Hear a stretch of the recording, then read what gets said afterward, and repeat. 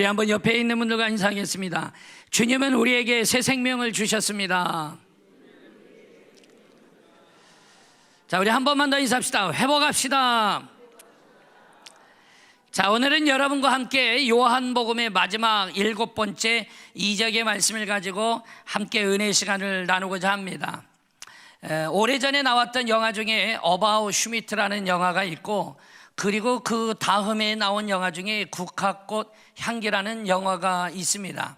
이 두 영화가 죽음에 대해서 다시 한번 우리가 깊은 생각을 하게 만드는 두 작품입니다. 여러분, 국화꽃 향기의 내용은 이렇습니다. 사랑을 간직한 채 늘 옆에서 지켜보던 남자 후배가 결국에는 여자 선배와 아주 힘들지만 아름다운 결혼을 하게 되고 행복한 결혼 생활을 하게 되어지죠. 둘은 무척 행복했습니다. 그런데 아내가 임신했을 때에 위암이 함께 찾아왔죠. 결국에 아이를 살리려면 아내가 죽어야 하고, 아내를 살리려면 결국에는 아이가 죽게 되는 겁니다. 아내는 자신의 죽음을 선택하고 아이를 살려냅니다. 죽음이 우리를 무척이나 힘들게 하고 있는 작품 중에 하나가 국화꽃 향기죠. 또 어바웃 슈미트라는 영화는 이 한 중년 남자의 이제 모든 인생의 삶의 정년퇴직을 하는 순간부터 그의 이야기가 이제 영화로 시작이 되어집니다. 이 슈미트의 삶에 있어서 정년퇴직이라 하면 죽음의 의미하는 사건이었죠. 그리고 그 순간부터 그의 삶에 여러 가지 죽음에 대한 신호들이 다가오게 됩니다. 그러던 중에 뇌졸중으로 갑자기 죽게 된 그 사랑하는 아내의 유품을 정리하다가 그 아내의 유품 중에 숨겨졌던 연애 편지를 발견하게 됩니다.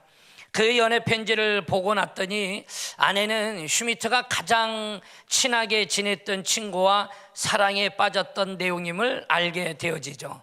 아내에 대한 배신감, 그리고 그가 반대하는 결혼을 끝까지 밀어붙여서 결혼을 했던 딸에 대한 무력감, 이와 같은 것들이 슈미트의 삶을 더더욱 힘들게 했죠. 여러분, 그에게 다가온 이 정년퇴직이라는 거, 사회에서의 죽음이 곧 그의 자기의 내부의 죽음으로 이어지는, 어찌 보면 절망적인 상황을 그려가고 있습니다. 그러던 중에 그가 유일하게 자신이 도왔던 탄자니아의 한 고아로부터 편지와 그림을 받고 다시 그가 삶에 대한 새로운 희망을 갖게 되어지는 내용이 바로 어바웃 슈미트라는 작품이죠. 여러분, 이 두 영화의 공통점이 있습니다. 모두 죽음을 다루고 있다라는 거죠. 하지만 결말은 죽음으로 끝나지 아니하고 생명을 말해줌으로 소망을 안겨주고 끝납니다. 이 국화꽃 향기는 늘 아내랑 탔던 그 그네에 아내가 죽고 살렸던, 생명을 얻어 살았던 그 딸아이와 함께 그네를 타는 장면으로 영화의 엔딩이 되어지고, 또 어바웃 슈미트는 이런 삶의 무력감, 배신감, 삶의 힘듦이 밀려왔던 그에게 탄자니아 고아에게서 온 그 편지로 눈물을 흘리면서 결국은 이제는 이러면 안 되겠다라는 새로운 삶의 의미를 갖는 것으로 영화는 끝이 나게 됩니다. 여러분, 죽음이 뭡니까? 우리 모두는 이 죽음을 피해갈 수는 없습니다. 죽음이 뭡니까? 여러분, 우리가 진정한 그리스도인이 될 수 있는 것은, 그리스도인답게 살 수 있는 것은 이 죽음에 대한 문제가 해결되어질 때 가능한 겁니다. 아무리 예수를 잘 믿고 있다 할지라도 이 죽음의 문제를 해결하지 못했다라면 저와 여러분은 껍데기뿐인 그리스도인일 수밖에 없다라는 거죠. 오늘 우리가 읽었던 요한복음 11장에 나사로를 살렸던 이 사건은 너무나도 유명한 사건이기에 우리가 잘 알고 있는 이 본문의 사건은 이 죽음의 문제를 아주 깊이 다루고 있는 본문의 말씀이에요. 이 본문의 말씀을 보면 바로 예수님이 나사로가 살고 있는 동네에 도착하신 것이 나사로가 죽은 지 사흘이나 나흘이나 됐다라고 오늘 읽은 본문에 나오죠. 이미 죽었다라는 거예요. 이미 소망이 하나도 없는 사건이죠. 지금 예수님이 찾아간 곳 죽음이 있는 베다니에 가셨습니다. 철저하게 죽어 무덤 속에 갇혀 있는 그곳, 그 누구도 그 나사로의 죽음을 해결할 수 없는 그 죽음이 존재하고 있는 어둠이 깔려지는 베다니에 바로 예수님이 직접 찾아가셨죠. 그리고 오늘 본문에 그 마르다가 예수님을 영접하며 말을 하는 것이 오늘 읽었던 본문의 21절의 말씀입니다. 주께서 여기 계셨더라면 내 오라버니가 죽지 아니하였겠나이다. 아멘. 여러분, 마르다는 분명히 말을 했어요. 주께서 여기 계셨더라면 내 오라버니가 죽지 않았을 거라는 거죠. 지금 마르다의 이 이야기가 뭡니까? 예수님이 능력 있는 분이라는 사실은 자기는 알고 있다라는 거예요. 그러나 공간을 뛰어넘는 이적을 행하셨던 바로 신하의 아들의 병을 고쳤던 그 사건을 마르다는 몰랐습니다. 그래서 그는 이렇게 말할 수 있었던 것인지 모릅니다. 그러나 마르다는 예수님은 능력이 있다라는 사실을 알기는 알았지만 그는 제대로 알지는 못했다라는 거죠. 어설프게 알고 있었던 거예요. 예수님에 대해 전부를 알고 있는 게 아니라 예수님에 대해 작은 일부분을 알고 있는 마르다의 모습이 여기 나와져 있는 겁니다. 여러분, 부분만 알고 있다라면 그분을 다 안다라고 우리는 말할 수가 없죠. 저는 지난 주일에 여러분들에게 그런 말씀을 드렸습니다. 예수님을 대충 알게 되어지면 결국에 그 예수가 피노키오로 바뀌어져 있을 수 있다는 사실.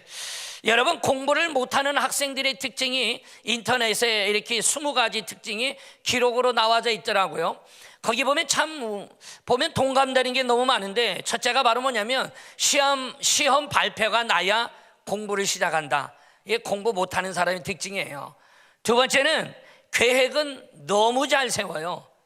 계획만 세우지 진행이 안 됩니다. 또 잠을 조금 자고 나서 공부해야겠다라고 미리 잠부터 자는데 다음날 해가 중천에 뜰 때 깬다라는 사실이죠.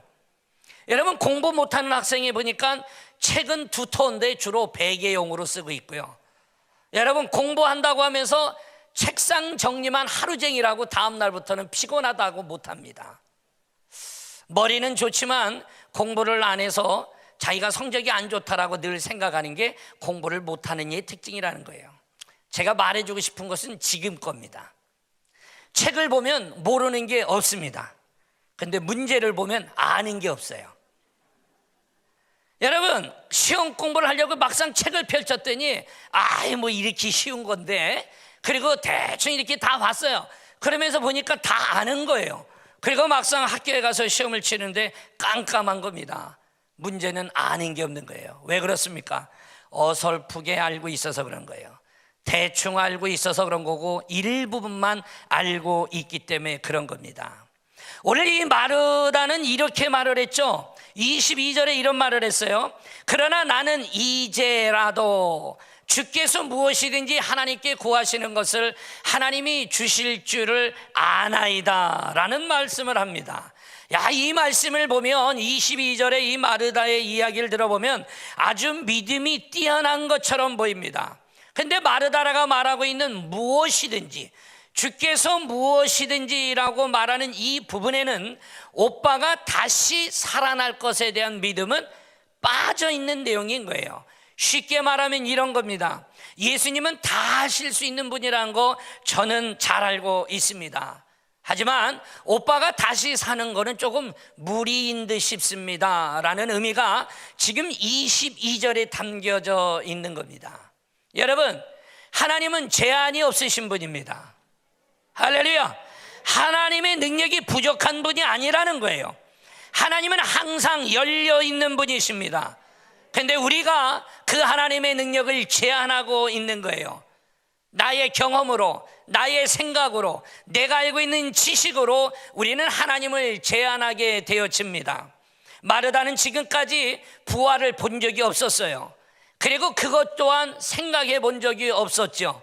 그러니 오빠를 다시 살릴 수 있다라는 그 예수님의 능력을 자기가 경험으로 봤을 때, 미뤄봤을 때 불가능하다라고 본 거죠.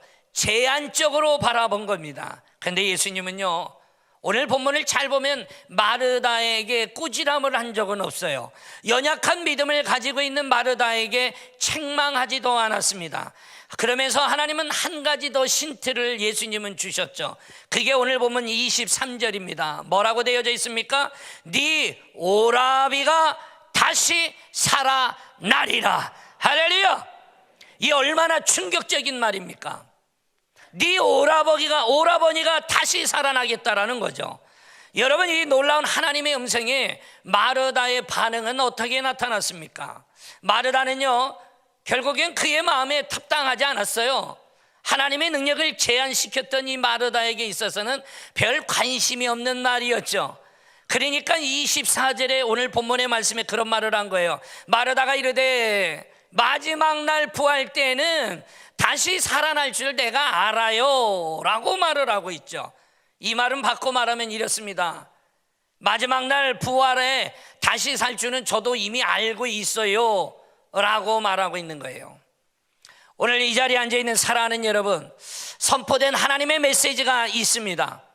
여러분은 그 하나님의 말씀을 귀로 듣고 그냥 한 귀로 흘려버리고 만다라면 여러분은 그냥 히어링, 듣기만을 한 겁니다. 여러분, 그런데 내게 선포된 말씀을, 내 귀로 들어온 이 말씀을 말씀으로 내가 붙잡았다라면 그것은 히어링이 아니라 리스닝으로 들은 거예요. 경청하며 들은 거예요. 여러분, 오늘 여러분들은 어떤 것으로 듣고 있느냐라는 거죠. 오늘 제가 여러분 앞에 말씀을 선포하고 있습니다.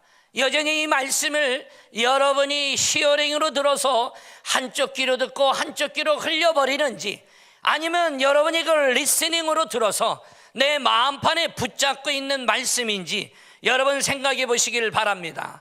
이 시간에도 수많은 단어와 수많은 문장과 수많은 메시지가 선포되어지고 있고 들려지고 있습니다.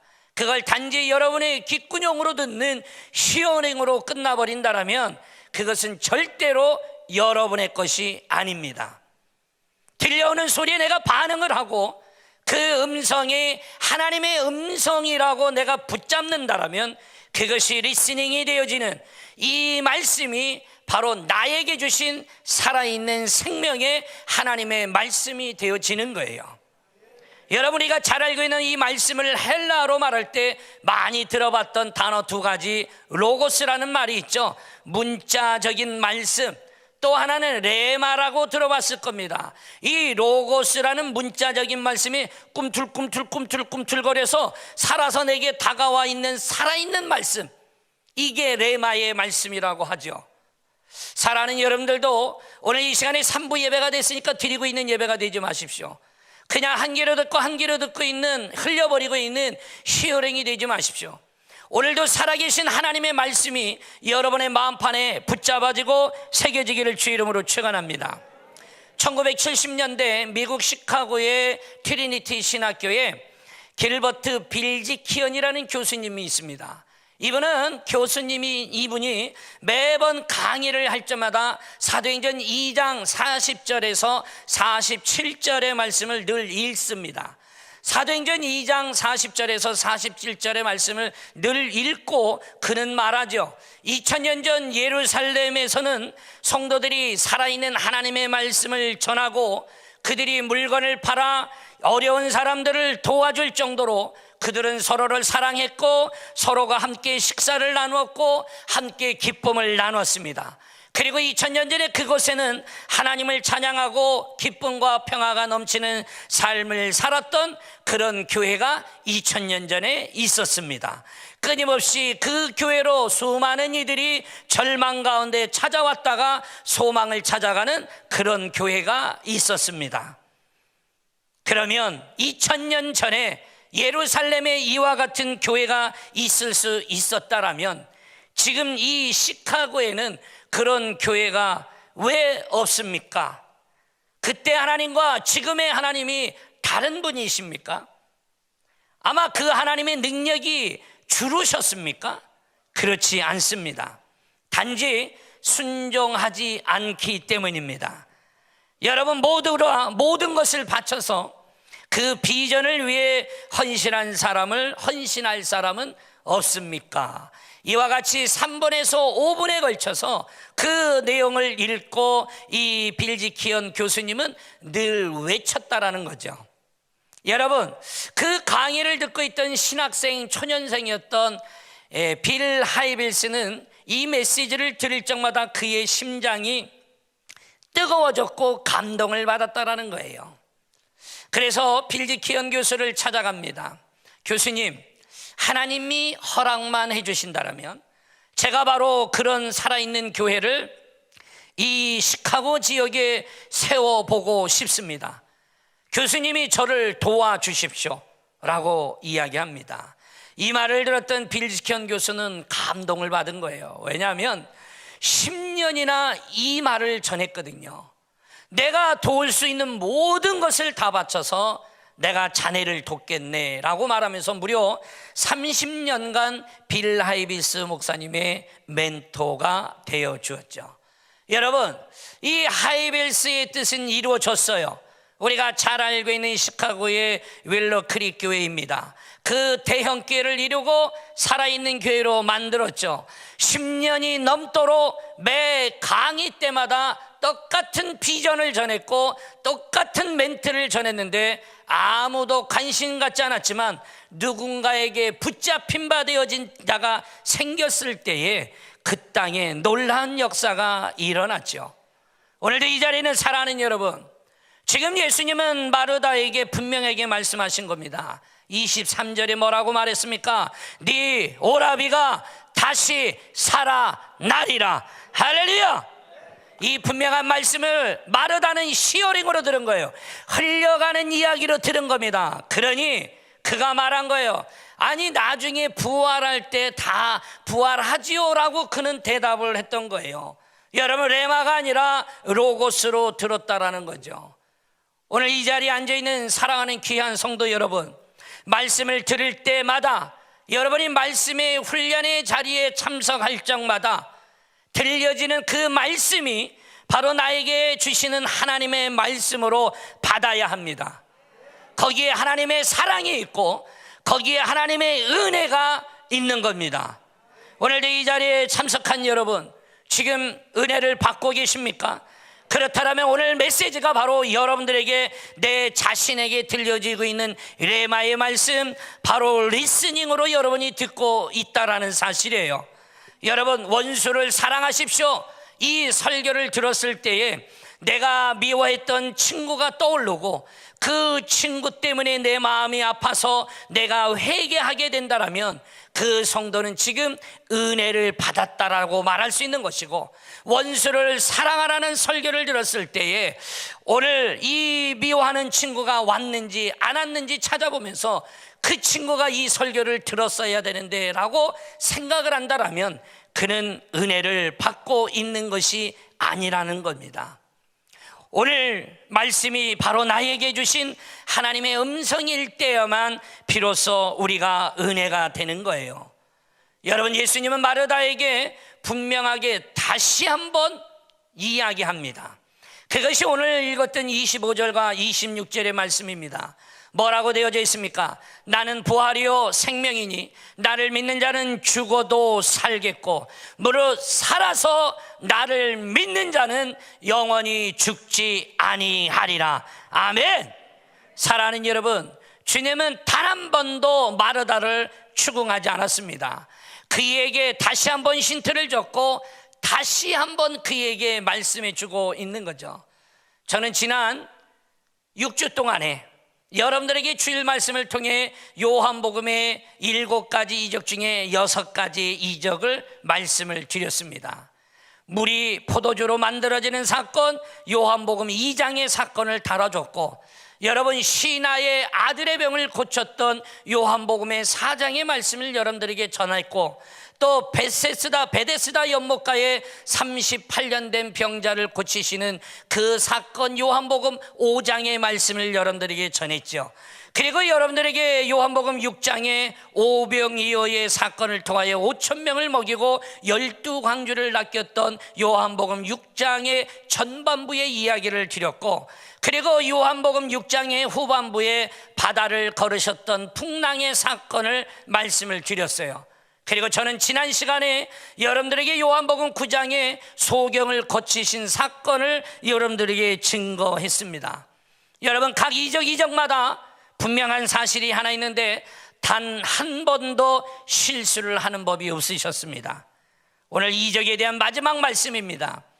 죽은 나사로의 놀라운 이 사건을 우리는 대부분이 들어서 알고 있는 이 놀라운 부활의 사건을 오늘 듣고 있습니다. 여러분, 왜 7가지 이적 중에 오늘 이 부활의 사건을 맨 마지막에 다루고 있겠습니까? 주님은 왜 요한복음의 7가지 이적 중에 그 어느 것 하나 소중하지 않은 것 없이 다 소중한데 하필이면 왜 마지막에 나사로의 부활의 사건을 마지막으로 기록해 놓았느냐라는 거예요. 여러분, 이 사건은요, 바로 예수 그리스도가 이 땅에 오신 가장 중요한 목적이기 때문입니다. 할렐루야. 나사로가 죽었다 부활한 사건을 단순하게 예수님께서 죽은 자를 살리셨다라는 놀라운 능력의 기적으로만 보면 우리는 이 본문을 잘못 이해하고 잘못 바라보고 있는 겁니다. 이 나사로의 부활의 사건은 바로 기적이라고 말하는, 미라클이라고 말했던, 두나미스라고 말했던 사건이 아니라고 말씀을 드렸죠. 오늘 이 나사로의 부활의 사건은 이적이며 사인이며 세미온이라고 말한 것처럼 이 사건에는 분명한 하나님의 메시지가 깔려져 있는 겁니다. 오늘 이 자리에 있는 사랑 여러분, 여러분이 듣는 이 말씀이 여러분 마음판에 여러분에게 리스닝이 되기를 소망합니다. 여러분에게 레마가 되기를 소망합니다. 그렇다면 이 부활의 사건은 반드시 전제되어야 될 것이 한 가지가 있습니다. 죽어야 된다라는 거지요. 죽었다라는 전제가 없이는 절대로 부활을 말할 수가 없는 겁니다. 예수님이 살리신 건 죽은 나사로였지 기절했던 나사로가 아니라는 겁니다. 여러분, 이 나사로가 위중하다라는 소식을 들었을 때 주님은 바로 가지 않았습니다. 우리는 이 11장의 내용을 여러분 보면 분명히 주님이 바로 갈 수 있었음에도 불구하고 머뭇거리고 더 며칠 묵다가 갔지요. 왜 그랬을까요? 죽어야 했기 때문입니다. 죽어야 했기 때문인 거예요. 이미 죽음이 있었기 때문에 부활을 말할 수가 있는 겁니다. 여러분, 죽음이 대체 무엇입니까? 죽으면 모든 것이 끝이 나는 겁니까? 여러분, 창세기에 보면 이 죽음에 대해서 극명하게 우리들에게 말씀하고 있습니다. 하나님께서 바로 에덴 동산에 많은 실과나무를 하나님이 주시고 아담과 하와에게 이 모든 것은 다 따먹어도 좋지만 에덴 중앙에 있는 이 선악을 알게 하는 이 실과는 먹으면 안 된다. 먹으면 반드시 죽는다라고 이야기했죠. 여러분, 뱀이 하와에게 찾아와 유혹을 합니다. 야, 너희들은 정말 동산에 있는 모든 나무 실과를 먹지 말라고 하더냐라고 물었을 때 하와가 말을 합니다. 3장 3절에 보니까, 창세기 3장 3절에 보니까 동산 중앙에 있는 나무의 실과는 먹지도 말고 만지지도 말라, 너희가 죽을까 하노라 라고 분명히 하와가 말하지요. 여러분, 뱀은 이 소리를 듣고 다시 4절과 5절에 뱀이 다시 유혹을 합니다. 뭐라고 말합니까? 너희가 결코 죽지 아니하리라.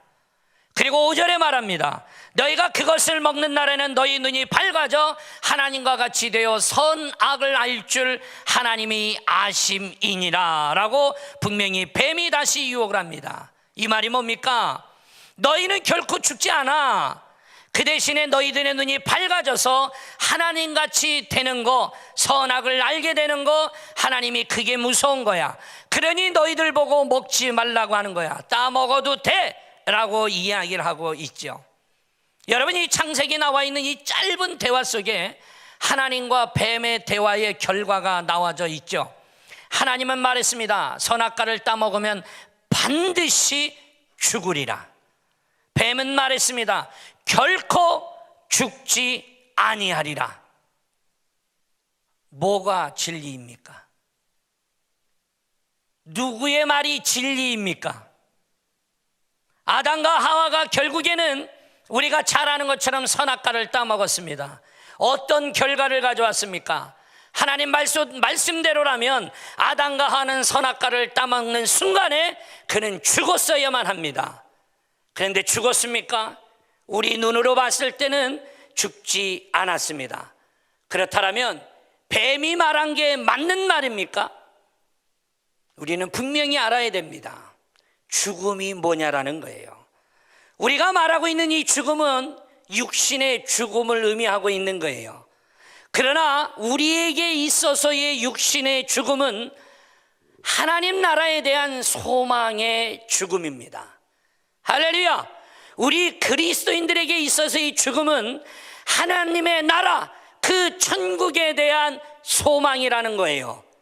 여러분, 그래서 우리는 그리스도인들이 죽으면 우리는 발인예배라는 말을 쓰지 않죠. 천국 환송예배라는 말을 쓰고 있습니다. 자신에게 주어진 이 땅에서 일을 마치고 이제 하나님께로 돌아가는 것을 기뻐하며 드리는 천국 환송예배라고 부르고 있는 거예요. 그래서 그리스도인들이 죽으면 고인이 되었다라는 표현으로 우리는 소천하셨다라고 말을 하죠. 이 말이 무슨 말입니까? 하나님께서 부르셨다라는 의미로 우리는 부르고 있는 거예요. 여러분, 고인의 죽음은 단순한 죽음이 아니라 다른 세계로 옮겨진다라는 것을 우리에게 의미하고 있는 겁니다. 이 땅에서의 하나님의 세계로 옮겨지는 것, 이것이 바로 우리 그리스도인들의 장래인 겁니다. 따라서 그리스도인들에게 있어서의 장래식장은 결코 슬픔의 초상집이 될 수가 없는 겁니다. 단지 남겨진 유가족들, 그 가족들의 마음에 아쉬움과 슬픔이 있는 겁니다. 문제는 육적인 죽음이 아니라 영적인 죽음이 문제인 겁니다. 우리가 두려워해야 될 것은 육신의 죽음이 아닙니다. 저와 여러분에게 영적인 죽음이라는 겁니다. 여러분, 그렇다면 영적인 죽음이 뭐를 말하고 있습니까? 바로 그것은 하나님과의 분리를 말하고 있는 거예요. 하나님과의 단절이 되어진 것이 영적인 죽음이라는 겁니다. 인류 최초의 죽음, 이것은 아담과 하와가 선악과를 따먹는 순간에 일어나는 겁니다. 이것이 바로 영적인 죽음을 우리에게 말씀해 주고 있는 거예요. 여러분, 아담과 하와는 하나님의 사람이었어요. 사람으로 만들어졌죠. 여러분, 하나님과의 관계 속에서 아담과 하와는 살아야 될 하나님의 사람이었습니다. 그런데 하와는 하나님과의 언약을 깨뜨렸어요. 그러므로 하나님과의 관계가 깨어지고 분리가 되어진 것. 지금까지는 하나님의 사람 아담과 하와였지만 선악과를 따먹는 그 순간에 그들은 이제 아담 자신과 하와 자신의 사람이 되어진 거예요. 오늘 이 자리에 있는 사랑하는 여러분, 신약에도 보면 탕자의 비유를 통하여 우리들에게 적절하게 지적을 해주고 있죠. 탕자가 아버지의 품 안에 있을 때는 아버지의 자식이었습니다. 그러나 아버지의 아들임을 거부하고 그리고 그가 재산을 받아 그 가정을 떠나 방탕한 생활을 했을 때 그는 자기 자신이 주인이었습니다. 여러분, 영적인 죽음은 하나님과의 관계의 깨어짐과 분리를 말하고 있는 거예요. 오늘 우리에게 이 7번째 이적, 바로 죄로 인해서 하나님과 분리된 우리에게 관계를 회복시켜 주시는 부활의 사건임을 기억하시기를 주의 이름으로 축원합니다. 죄로 인해 죽을 수밖에 없었던 우리를, 이미 죽은 자를 사랑으로 살리신 예수님의 마지막 사건. 그래서 주님이 말한 겁니다. 살아서 나를 믿는 자는 영원히 죽지 아니할 것이라. 할렐루야. 여러분, 오늘 이 본문에 나와 있던 죽은 나사로, 그 육신이 다시 살아났을 때 그 육신이 영원히 살았습니까? 아닙니다. 그는 다시 죽었습니다. 그렇다면 이 사건이 왜 중요한 겁니까? 바로 그것은 육적인 죽음에 대한 부활의 사건이 아니라 영적인 죽음에 대한 회복의 사건을 오늘 우리들에게 말씀하고 있기 때문인 거예요. 할렐루야. 사랑하는 여러분, 나사로가 누구입니까? 찬양대 나오세요.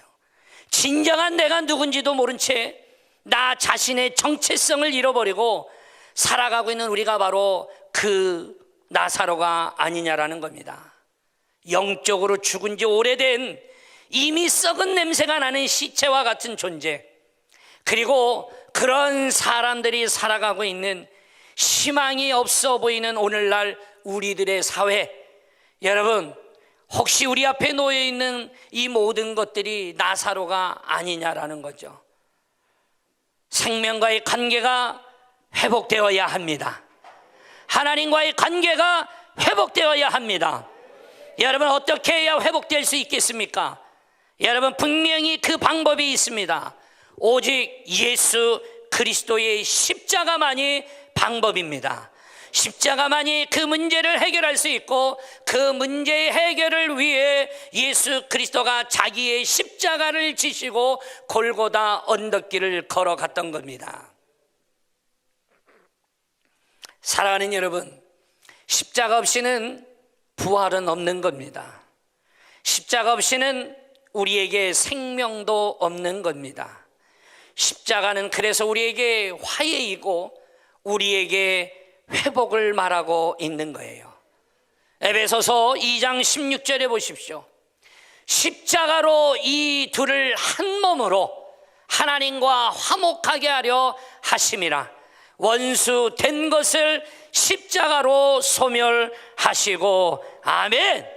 오늘 이 마지막 이적은 예수님께서 능히 피할 수 있는 능력이 있으셨음에도 불구하고 하나님과 우리와의 관계의 회복을 위해서 십자가로 향해 가시는 사건인 겁니다. 저는 그동안의 7주간의 여러분들에게 7가지의 이적의 사건을 오늘 마지막 7번째로 마무리하고자 합니다. 여러분, 이 이적을 통해 여러분 무엇을 말씀을 들으셨습니까? 여러분, 이 이적을 통해 예수님은 끊임없이 우리에게 무엇을 말하고 있었습니까? 바로 예수 그리스도가 문제의 해결점이라는 사실입니다. 예수 그리스도가 우리의 하나님의 아들이시라고 말씀하고 있는 겁니다. 예수 그리스도, 그분이 우리의 구세주이고 우리의 메시아이며 바로 그분을 통한 모든 것들이 해결받음을 우리들에게 말씀을 통하여 선포하고 계셨던 겁니다. 사랑하는 여러분, 이 마지막 이적으로 우리의 죽음은 끝이 아니라 부활을 통해 하나님 나라의 새로운 시작임을 주님은 선포하신 겁니다. 우리 모두 생각해 봅시다. 묵상해 봅시다. 그리고 여러분, 우리가 예수님을 만나시기를 바랍니다. 여러분이 들고 다니는 성경 속에서 예수님을 만나십시오. 강단에서 선포되어지고 있는 설교를 통하여 예수님을 만나십시오. 여러분들이 모여있는 모임 중에 예수님을 만나시고, 여러분들이 있는 여러분의 일상의 삶 속에 이미 임재하신 그 예수님을 만나시기를 주의 이름으로 축원합니다. 그 속에서 여러분을 새롭게 하는 그 놀라운 비밀을 우리는 발견할 수 있게 되어지는 겁니다. 오늘 이 시간에 주님은 우리에게 다시 한번 묻는 겁니다. 주님은 26절 맨 마지막에 말씀하셨죠. 이것을 네가 믿느냐? 오늘 저는 여러분들에게 마지막으로 묻고 싶습니다. 네가 이것을 믿느냐?